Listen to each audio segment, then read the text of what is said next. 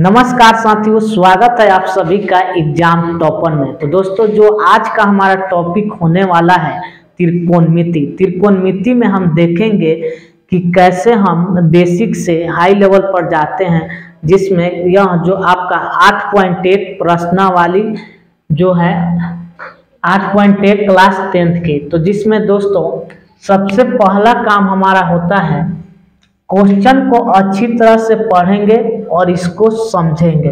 तो दोस्तों दिया है, यदि 3 cot A = 4 तो जांच कीजिए कि 1 - tan स्क्वायर ए बटा में 1 + tan स्क्वायर ए बराबर cos स्क्वायर ए माइनस sin स्क्वायर ए है या नहीं। क्वेश्चन का अर्थ हुआ कि हमको इसका जो भी सोल्व करके दिखाना है इसके बराबर में ये है या नहीं। तो आइए इसको सोल्व करते हैं, कैसे करेंगे। तो सबसे जो पहला काम हमारा होगा, लिखेंगे हल। हल में लिखेंगे दिया है। सबसे पहला काम जो भी क्वेश्चन के वैल्यू दिया हो उसमें हम लिख लेंगे। जो भी हमारा मान दिया हुआ रहता है उसको पहले हम लिख लेते हैं। तो हमारा दिया हुआ है 3 cot A = 4। तो यहाँ 3 cot A का अर्थ हुआ कि 3 गुना cot A, 3 Guna cot A।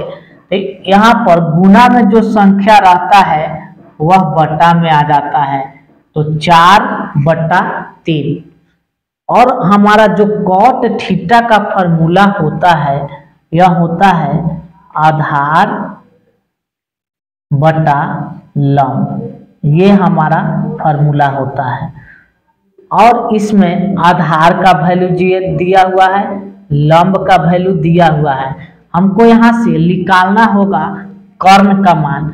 तो लिखेंगे कर्ण = रूट में लंब का स्क्वायर जोड़ आधार का स्क्वायर। जो हमारा कर्ण का जो वैल्यू होता है, कर्ण का जो फॉर्मूला होता है, रूट में लंब स्क्वायर प्लस आधार स्क्वायर हमारा फॉर्मूला होता है। यहाँ पर जो लंब का वैल्यू दिया है 3 दिया हुआ है, जो आधार का वैल्यू दिया है 4 दिया हुआ है। अब इसको रूट में लिख देंगे। 3 का जो स्क्वायर होता है 3 गुना 3 तो 9 आएगा, 4 का स्क्वायर 16 आएगा। अब इसको जोड़ देंगे, तो जोड़ेंगे तो ये रूट में 25 हो जाएगा। 25 का वर्गमूल यानी कि 5 गुना 5 करने पर 25 आ जाएगा, तो इसका वर्गमूल 5 आएगा। हमको देखना है कि क्वेश्चन में जरूरत किसका है। तो हमको tan A का जरूरत है, cos A का जरूरत है, फिर यहाँ sin A का जरूरत है। तो सबसे पहला काम जो हमारा होगा, लिखेंगे tan A = तो tan A का जो फॉर्मूला होता है लंब बटा आधार। तो इसमें जो लंब का वैल्यू दिया हुआ है, लंब का जो वैल्यू दिया हुआ है 3 दिया हुआ है, आधार का जो वैल्यू दिया हुआ है 4 दिया हुआ है। तो हमारा tan A का मान हो गया। अब हम यहाँ से निकालेंगे cos A का मान। तो यहाँ लिखेंगे cos A = तो ये आधार बट्टा में कर्ण होता है। हमको फॉर्मूला याद होना चाहिए। cos A का जो फॉर्मूला होता है आधार बट्टा में कर्ण हमारा फॉर्मूला होता है। अब हम देखेंगे तो आधार का जो मान दिया हुआ है 4 दिया हुआ है, कर्ण का जो मान आया यहाँ से 5 आया, तो हमारा cos A का भी मान निकल गया। अब इसके आगे हमको एक जरूरत है साइन का। साइन का अगर मान निकाल लेंगे तो हम चीजों को आगे बढ़ाते चलेंगे। तो हमारा साइन का जो मान होगा, साइन A बराबर साइन का जो फॉर्मूला होता है, साइन तो लंब बटा कर्ल, तो यहाँ पर लिखेंगे लंब बटा कर्ल। ये हमारा साइन थीटा का फॉर्मूला होता है। लंब का जो वैल्यू दिया हुआ है, लंब का वैल्यू जो दिया है 3 दिया हुआ है, तो यहाँ पर 3 लिख लेंगे। कर्ल का जो मान दिया हुआ है 5 दिया हुआ है, तो यहाँ पर 5 लिख लेंगे। अब जो हमारा काम होगा, यहाँ पर इधर देखो, इधर वाला को LHS बोलते हैं और इस साइड वाला को RHS बोलते हैं, यानी कि लेफ्ट हैंड साइड और यह राइट हैंड साइड। दोनों को सोल्व करेंगे, बराबर आएगा तो हाँ लिख देंगे, बराबर नहीं आएगा तो नहीं लिख देंगे। तो हम यहाँ पर स्टार्ट करेंगे LHS से। तो LHS में जो दिया हुआ है 1 माइनस tan स्क्वायर ए, अब बट्टा में 1 प्लस tan स्क्वायर ए। अब जो मान हम निकाले हैं उसको लिख लेंगे। tan ए का जो मान दिया हुआ है 3/4 दिया है। tan ए का जो मान है 3/4 यहाँ पर लिख लेंगे। तो 1 माइनस 3/4 का स्क्वायर, फिर यहाँ से 1 प्लस 3/4 का स्क्वायर। अब हमारा जो काम है, यहाँ से 1 तो 1 लिख दिए, 3 का स्क्वायर करेंगे तो 9 आएगा, 4 का स्क्वायर करेंगे तो 16 आएगा। फिर यहाँ से 1 है तो 1 लिख देंगे, 3 का स्क्वायर करेंगे 9 आएगा, 4 का स्क्वायर करेंगे 16 आएगा। अब जो हमारा काम है, इसके नीचे अगर पूछना है तो 1 लिखेंगे, तो डायरेक्ट इसका जो LCM आएगा 16 आएगा। LCM इसका हमारा 16 आ गया।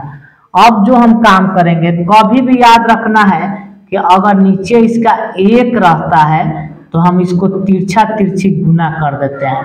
16 गुना 1 तो यह 16 हो गया, 9 गुना 1 तो यह 9 हो गया। कभी भी अगर नीचे 1 रहेगा तो इस प्रक्रिया को अपनाना है। अब इसके नीचे जो है 1 है तो इसका LCM लेंगे तो यह 16 आ जाएगा। अब इसका गुना इस 16 हो जाएगा, ये तिरछा तिरछी गुना कर देंगे, 1 गुना 9 तो यह 9 हो जाएगा। अब जो काम है, 16 में से 9 को घटा देंगे, 16 में से 9 घटेगा 7 होगा, 16 यहाँ लिख दिए। 16 9 कितना होता है 25/16।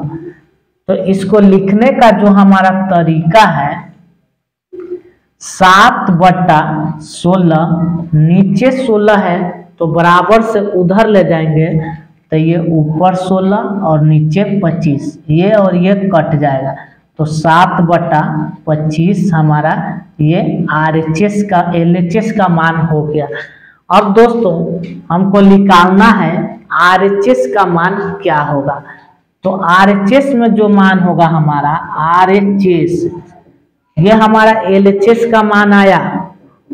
RHS में जो होगा cos स्क्वायर ए माइनस साइन स्क्वायर ए, तो यहाँ पर लिखेंगे cos स्क्वायर ए माइनस साइन स्क्वायर ए, ये हमारा होगा। cos का जो मान आया है आधार बट्टा कर्ण 4/5 यहाँ से लिख लेंगे, 4/5 यहाँ से मान को हम लिख लेंगे, यहाँ लिखेंगे 4/5 का होल स्क्वायर माइनस साइन का जो मान आया है 3/5 आया है, तो यहाँ से लिख लेंगे 3/5 का स्क्वायर, 4 का स्क्वायर कर देंगे 16 आ जाएगा, 5 का स्क्वायर करेंगे 25 आएगा, 3 का स्क्वायर करना है तो 9 आएगा, 5 का स्क्वायर करेंगे 25 आएगा। अब हम इन दोनों का ले लेंगे LCM। तो जो LCM आएगा 25 और 25, तो चाहे कितना भी 25 हो जाए, एलसीएम एगो 25 हो जाएगा। तो यहाँ से 25 लिख दिए, 25 25 कट जाएगा एक बार में हमारा, तो यहाँ 16, 25 25 कटेगा -9, तो यहाँ से 7/25। यह जो आया मान RHS का आया। अब हम देख रहे हैं कि RHS में इतना आया, LHS में हमारा ये वाला आया है, दोनों क्या बराबर है, तो दोनों बराबर है, तो केवल लिख देना है LHS बराबर RHS, LHS बराबर RHS, यानी कि इसका आंसर हाँ हो जाएगा।